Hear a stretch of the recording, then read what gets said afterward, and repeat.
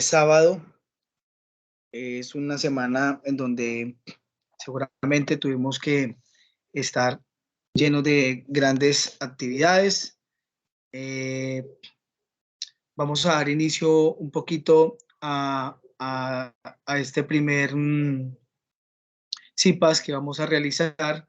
frente a todo el tema de las estructuras neuropsicológicas. Eh, Recordemos que este es un espacio abierto para todos, es un espacio valioso e importante en el proceso que ustedes adelantan formativo para el curso de neuropsicología clínica. Entonces, me permito compartir la presentación que vamos a trabajar el día de hoy eh, y vamos a dar inicio. Entonces, este primer CIPAS se denomina procesos psicológicos superiores, un análisis desde la neuropsicología. Entonces, eh, vamos a hablar un poquito sobre estos principales procesos eh, psicológicos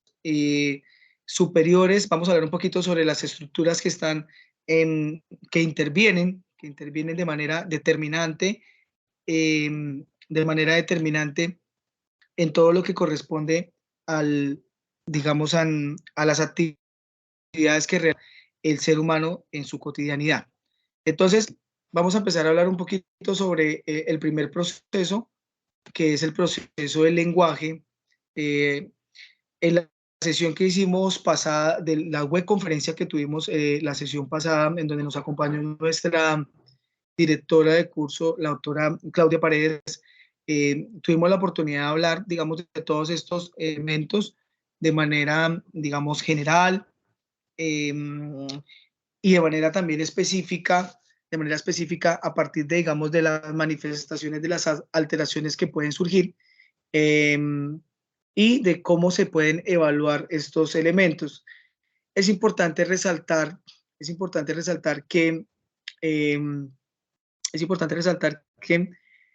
estas actividades son de gran insumo para la realización de todos los ejes temáticos que hemos venido viendo durante la realización del curso. Es muy importante que lo tengamos en cuenta y que lo tengamos en cuenta porque en la comprensión, digamos, de estas actividades, vamos a lograr, digamos, entregar un producto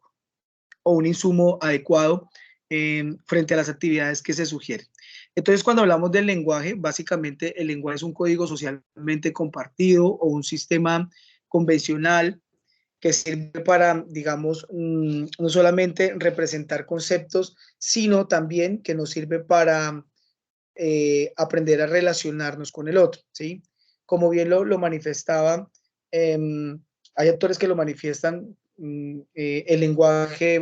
es muy importante digamos, en términos de nuestras necesidades básicas, ¿sí? Por eso, por ejemplo, Alfredo Ardila y Mónica Rosselli, que son dos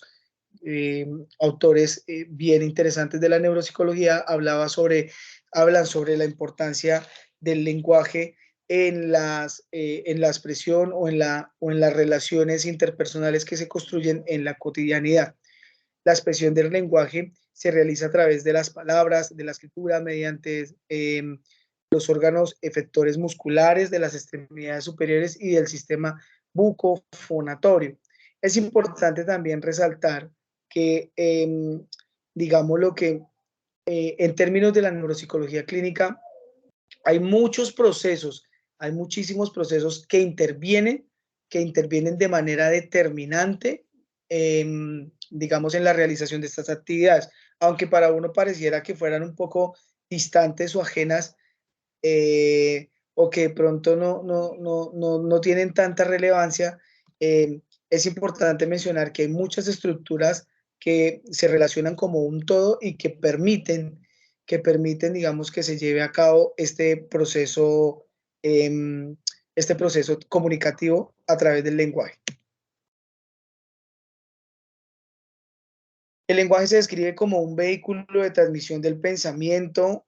en donde a partir de lo que se piensa, de lo que se construye, de lo que se establece, proyecta hacia el contexto, permitiéndole dar, digámoslo, dar al contexto, digamos, una retroalimentación de lo que, de los intereses, de las necesidades que el individuo identifica dentro del margen de su contexto. Entonces nos dice también que el lenguaje es el medio por el cual el ser humano regula no solamente los procesos cognitivos y de aprendizaje, sino también relaciones interpersonales, fortalece las relaciones interpersonales, las construye, demanda también procesos de aprendizajes, procesos comportamentales y procesos emocionales. Dentro de las principales características del lenguaje tenemos algunas como por ejemplo el lenguaje como herramienta social, que es una herramienta importante que nos permite a nosotros, como les venía diciendo, relacionarnos con nuestro contexto histórico de manera, digamos, adecuada, de manera clara y que también nos permite como tal no solamente relacionarnos con ellos, sino construir escenarios de cultura, aprender a hacer una lectura, digamos, de cómo se relacionan estos contextos y cuáles son sus demandas para permitir que el mismo contexto, digamos, para que me permita a mí como participante del contexto establecer vínculos o relacionarme de manera adecuada.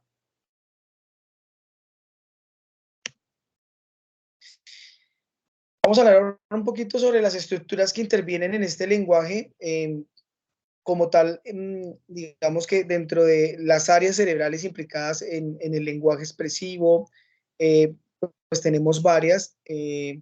Entre ellas tenemos el lóbulo frontal, el lóbulo parietal, el occipital, el cerebelo, el lóbulo temporal, el tronco encefálico, que son algunos de las estructuras cerebrales como tal que se relacionan o que permiten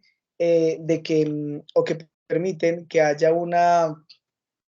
que, que, que permiten que, digamos, se lleve a cabo este proceso. Es importante mencionar que en el término del lenguaje, estas estructuras cerebrales no funcionan o no se articulan de manera independiente, ¿sí? Sino que al contrario, son estructuras que se articulan de manera en conjunta para permitir dar este proceso de una manera adecuada. Estos son algunos también de las áreas que están implícitas en el proceso del lenguaje expresivo, el campo ocular frontal, la corteza premotora, la corteza motora primaria, el área de Broca, la corteza prefrontal. Esto tiene que ver también mucho, recuerdo mucho que una de las actividades que nosotros venimos realizando, que fue nuestra actividad del simulador, en donde teníamos que ir señalándolas, identificándolas y también durante toda la realización del curso, pues también hemos venido realizándolas a través de distintas actividades, fortaleciendo estos conocimientos, ¿sí? En nuestra primera actividad, en la tarea que nosotros hicimos en la actividad 3 que hablábamos un poquito de cuáles eran esas áreas que estaban relacionadas con el lenguaje, pues pudimos empezar a aprender a señalarlas y darnos cuenta de cuáles son estas estructuras. Entonces, acá también podemos ver que estas estructuras que les estoy mencionando a continuación, que les estoy mencionando, pues básicamente son las mismas que hemos venido trabajando durante la realización de las actividades del curso. Entonces, por eso es importante que afiancemos estos conocimientos, que nos demos la oportunidad de revisarlos constantemente. Recordemos que me hacían una pregunta hace un tiempo, hace unos días, algún estudiante me decía que pensaba de que era un poco complejo porque son estructuras puntuales, son estructuras claras, son estructuras que intervienen en el proceso y que cómo podríamos empezar a hacer para revisar estos procesos y que se nos, digamos, reconocerlos de manera adecuada. Entonces, yo le manifestaba de que es importante el seguir revisando la literatura, el estar constantemente revisando, no solamente realizando las actividades, sino revisando la literatura de tal manera que podamos, de tal manera que podamos nosotros dar respuesta o reconocer esas estructuras que intervienen no solamente en el lenguaje, sino en los demás procesos y que podamos consolidar estos aprendizajes. El área de Broca como tal, en este caso, el área de Broca es un área muy importante porque es la que se encarga de la preparación de los programas motores necesarios para la adecuación de la expresión del lenguaje. Está implícitamente relacionada con el tema del habla y la escritura y es el área que se encarga puntualmente de trabajar todo lo que corresponde al escenario del lenguaje. Otras áreas que están implicadas dentro de, el proceso del lenguaje, tenemos la corteza motora primaria, que es la responsable de iniciar todos los movimientos bucofonatorios para pronunciar las palabras y los que guían la escritura. Entonces, aquí nos damos cuenta de que no solamente es reconocer la estructura como tal que se encarga de todo el elemento del lenguaje, sino también cómo se articulan de manera adecuada para permitir que que el procesamiento cognitivo que se pretende orientar, que se pretende dar, vaya también de la mano de no solamente la planeación, que es lo que hablábamos nosotros de la función ejecutiva, sino también de la articulación que también a nivel fisiológico se necesita, a nivel también bucofonatorio se necesita para permitir que, digamos, que se pueda pronunciar en las palabras y obviamente que se pueda establecer un lenguaje claro con el contexto. Otras desde las áreas implicadas, tenemos también el lóbulo temporal izquierdo, que es el que se encarga o está especializado en los procesos de análisis y síntesis de los sonidos y el habla. Y el otro elemento, aparte de Broca, es el área de Wernicke, que es un área que está, digamos, es muy importante porque si bien el uno articula como tal todo el tema del lenguaje, esta área se encarga o su función es la de dotar de significado, darle una organización a esa ejecución de las palabras, permitiéndole dar un significado al lenguaje oral y escrito de manera adecuada. Entonces, mire que aquí tenemos dos estructuras que son importantes, que son determinantes y que, digamos, participan de manera activa en todo este proceso. Recordemos que el lóbulo que se encarga o que se encuentra vinculado con el tema del lenguaje es el lóbulo temporal izquierdo. Allí es donde se encuentra la estructura cerebral que corresponde a todo el tema del lenguaje. Por otra parte, el lóbulo occipital permite también la identificación visual de las imágenes lingüísticas, como vemos en la imagen. Aquí nos señala también hacia dónde se encuentra puntualmente la estructura definida y cuál es esta función que tiene. Esta nos permite a nosotros hacer un reconocimiento visual de las imágenes, de lo que nosotros vemos en nuestro contexto y paralelo a ello nos permite también darle digamos, una respuesta o una conceptualización de lo que se ve versus de lo que versus la conceptualización que se le da a la observación que se tiene. Otra área importante es el lóbulo parietal, que es la zona en donde se integran todos los estímulos visuales, auditivos. También hay, en esta zona también aparece también una integración multimodal de la información sensorial, recoge todo el tema sensorial, todo el tema relacionado con los sentidos y permite también una comprensión del lenguaje a través de la lectoescritura. El tálamo también interviene de manera determinante en este proceso del lenguaje y participa de manera determinante porque interviene en la red asociativa que conecta entre sí las áreas del lenguaje comprensivo y expresivo. Él se encuentra como tal vinculado, digámoslo así, al plano de la relación entre estos dos procesos, entre lo que se comprende y entre lo que se expresa. Aparecen también los ganglios basales que intervienen en la regulación de la fluidez del lenguaje oral y en la coordinación de las secuencias motoras del lenguaje oral y escrito. Aquí tenemos estas estructuras señaladas, vale la pena que lo revisemos. Esto nos sirve un montón. Nosotros que venimos realizando todo, estamos ahorita en una fase de evaluación, frente a la actividad de evaluación del MOCA, es también empezar a reconocer, digámoslo así, en la actividad que hemos venido realizando,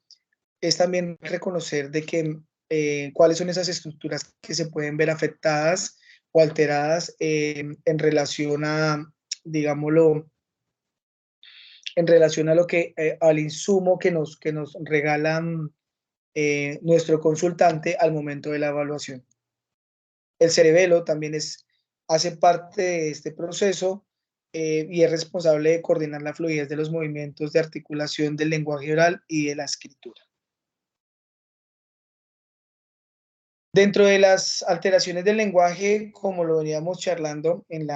o dialogando en el anterior webconferencia, en la segunda webconferencia, tenemos algunos defectos, bueno, algunas alteraciones, hipoacusias, déficit mecánico articulatorio, aparecen también algunos trastornos específicos del habla y del lenguaje, digamos los trastornos de la articulación por lesión cerebral, que son las famosísimas disartrias, los trastornos del ritmo y de la fluencia y del lenguaje global, que tiene que estar relacionado con el tema de las afasias, de la comprensión del lenguaje, de las alexias, de las agrafias, de las acalculias, que tiene que ver, que está relacionado con la comprensión digamos, de la simbología también, y que tiene que ver también en el tema puntualmente de las acalculias con el tema numérico. Pero son alteraciones que se van mostrando a partir, digamos, digamos, que se relacionan indudablemente con todo lo relacionado con el plano del lenguaje. Dentro de algunas otras alteraciones tenemos los trastornos psicolingüísticos, aparecen también las carencias socioafectivas, los mutismos selectivos y en casos, digamos, en casos, digamos, donde se perciben que, digamos, ya hay alteraciones a nivel neuropsicológico, pues tenemos las demencias que también son, digamos, muestran cierta referencia en términos de la alteración del lenguaje. Por otro lado, también tenemos el tema de las afasias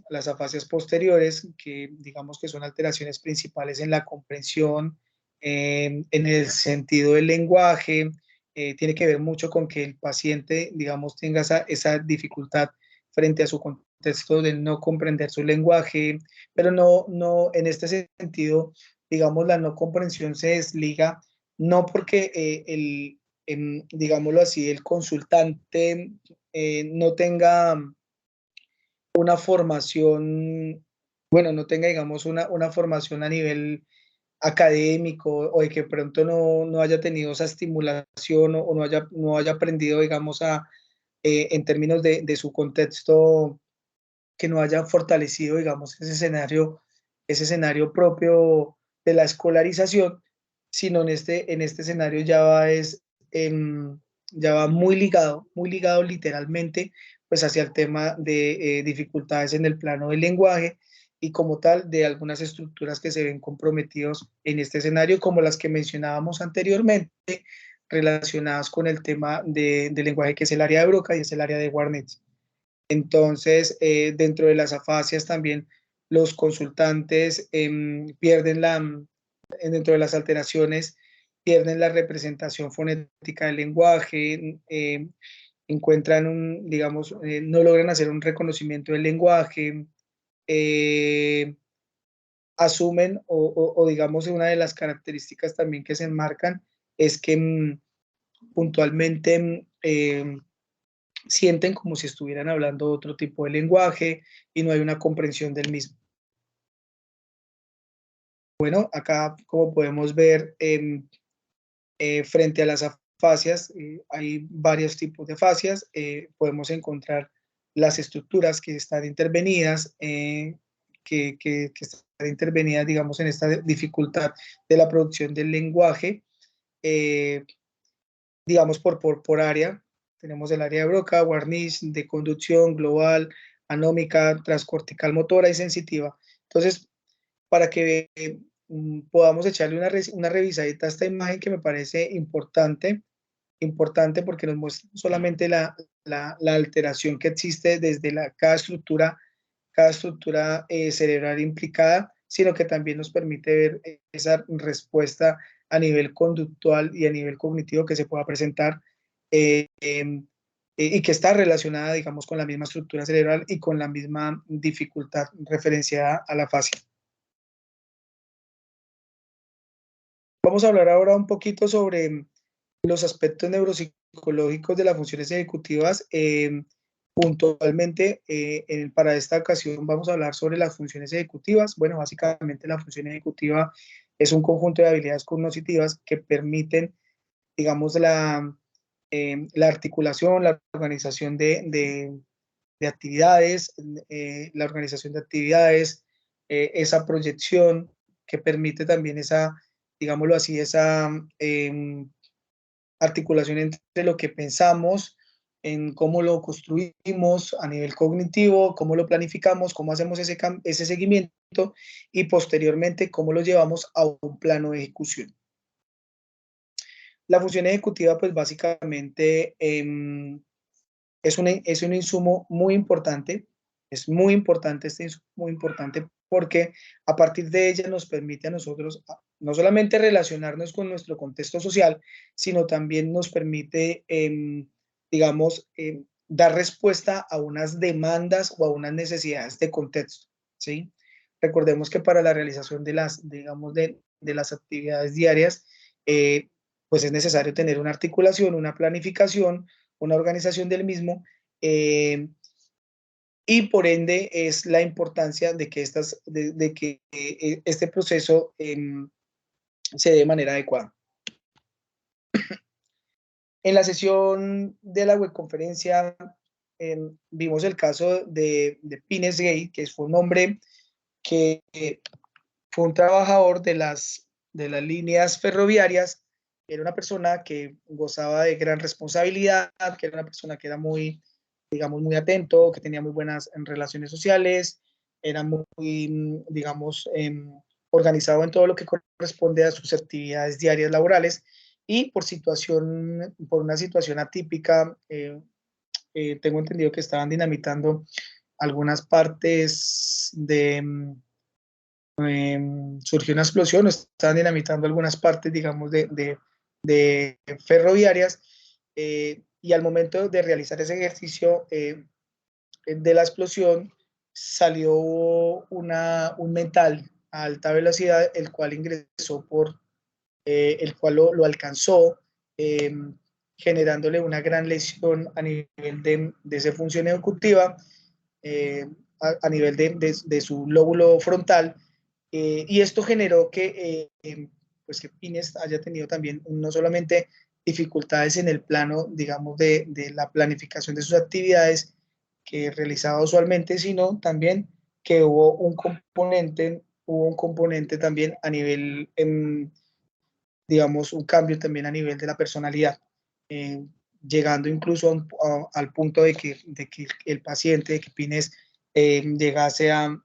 cambiar totalmente, a ser una persona grosera, a ser una persona desorganizada, irresponsable, y que pues tuviese también no solamente una variabilidad en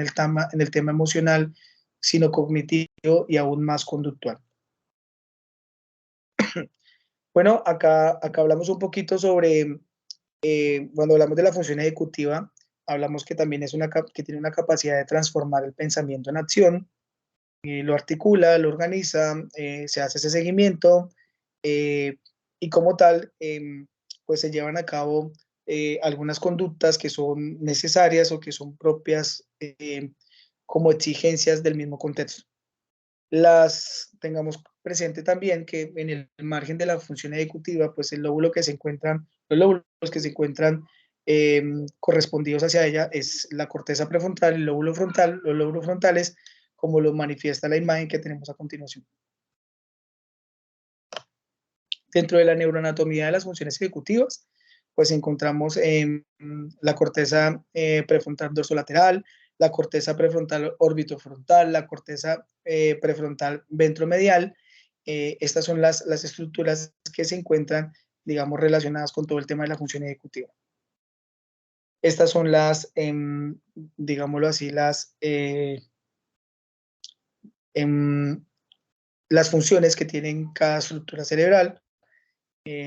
La orbital se encarga de toda la regulación y el control emocional, y esto también es importante porque la función ejecutiva no solamente pues tiene la responsabilidad de la ejecución, del seguimiento de las actividades o de la planeación de las mismas, sino también de la regulación y el control emocional. Eso es un tema muy importante. También desde la estructura medial tenemos la importancia también, o tiene la responsabilidad de todo el proceso atencional y la estabilidad, digamos, de huellas de memoria, del reconocimiento, de todo este proceso necesario para la ejecución de la misma actividad. Tenemos también el área premotora, el área prefrontal, el área frontal derecho, que se encargan como tal de, digamos, de la seriación, de la secuenciación de los movimientos, de las actividades, de la regulación, de la planeación de los procesos y también mismo, digamos, procesamiento de la información que se va a articular en la ejecución que se pretende realizar como parte, digamos, del escenario, digamos, de la necesidad que el contexto refiere.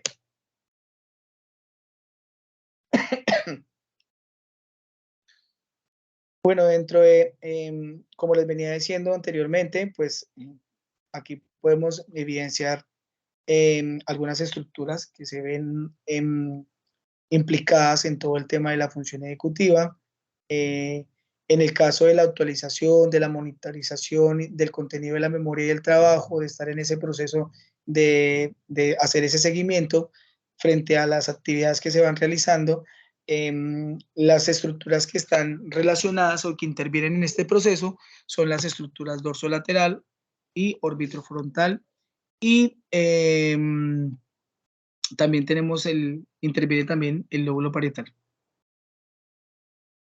En el tema de la inhibición, que es la cancelación de respuestas automatizadas, tenemos la corteza cingulada anterior, las áreas premotoras secundarias y suplementarias. En el plano de la flexibilidad, que es la habilidad para alternar entre distintos esquemas mentales, en la realización de las